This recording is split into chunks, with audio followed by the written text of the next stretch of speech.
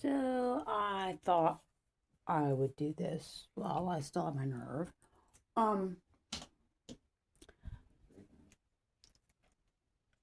there was a domestic violence murder today in Houston, and people wonder, well, how does this kind of thing happen?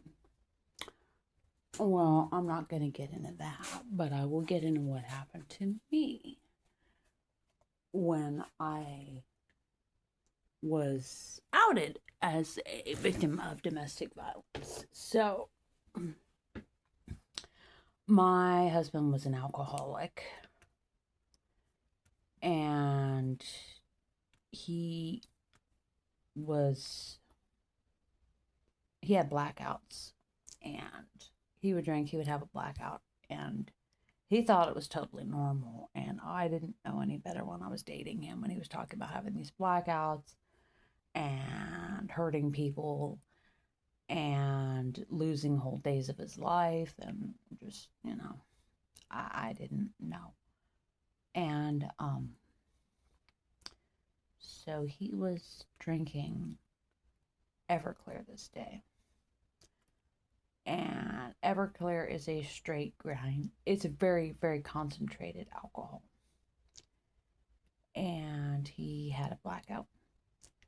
I had a glass lava lamp in my bedroom right inside the doorway. And one thing when Ron was drunk is he would just urinate everywhere. I mean, it's an insult to the animal to say it was like an animal. He would just urinate everywhere. It was just awful. So pretty much I think every room in the house. And this day he decided he was going to urinate in my bedroom, and he was convinced that my bedroom was the actual bathroom for some reason. And he had been belligerent and ugly, so I was avoiding him. And he could walk somewhat back then. So he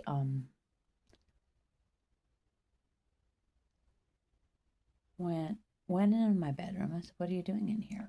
And he basically told me to shut up, bitch. And then he knocked the lava lamp over, and broken glass everywhere, all over the floor. And he's in his bare feet. And he's determined to get into the corner of the bedroom. And so I grabbed him. I said, "Wait, there's broken glass," or, something like that. I was just trying to keep him from walking on the broken glass. He didn't take that very well. And he turned around, he tackled me and threw me onto the bed so hard he actually broke the bed frame. He landed on top of me, and he just started biting me on my arms and legs. I don't know why. And hitting me. And I'm lying there and I'm thinking he's crippled. I don't want to hit him back. I can't hit him in the head. He just got over this horrible head injury a few years ago. But I need to make him stop. And the only thing I could come up with, like, I had a running shoe, and I just started bopping him with the running shoe.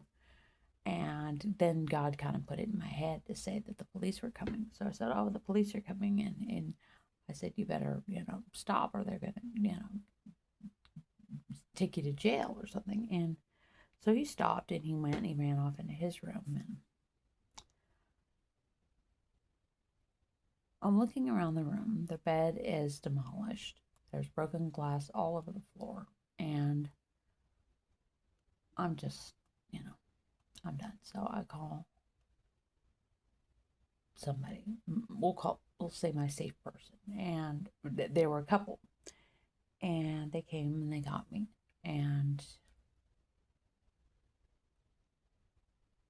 I did not call the police because we had security clearance to get into the building. And Ron would have lost his clearance if anything domestic violence had come up on his record. And I would have lost my job. I would have lost my house, all this. And So I thought I'll just handle this on my own. And may we all be blessed with the kind of brother that we think about calling when something like that happens. And I did think about calling him. So I cleaned up the broken glass. I couldn't do much about the rest of it. Ron was just bad.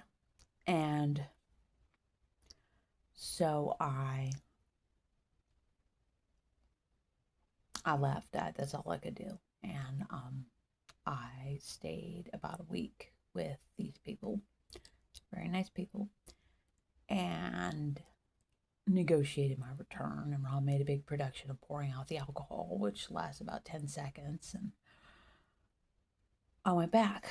I didn't really see any choice. And I knew if I didn't go back, Ron would lose the business and the house and everything. So, and I would lose the house.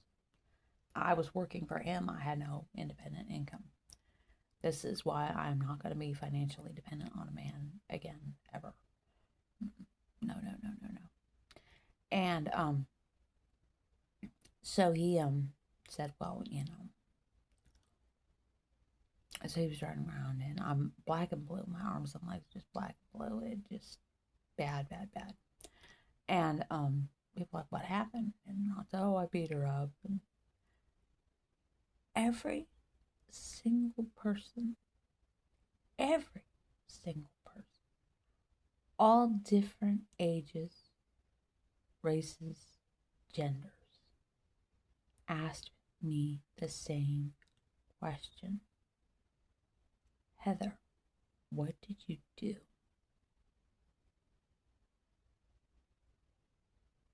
You know what? It doesn't matter. If I set the freaking house on fire, if I killed his dog, it doesn't matter. You don't beat up your wife ever for any reason. Ever. But that's the kind of culture we have here in Houston. So I will be praying for the family, but I'm not really surprised it's happened.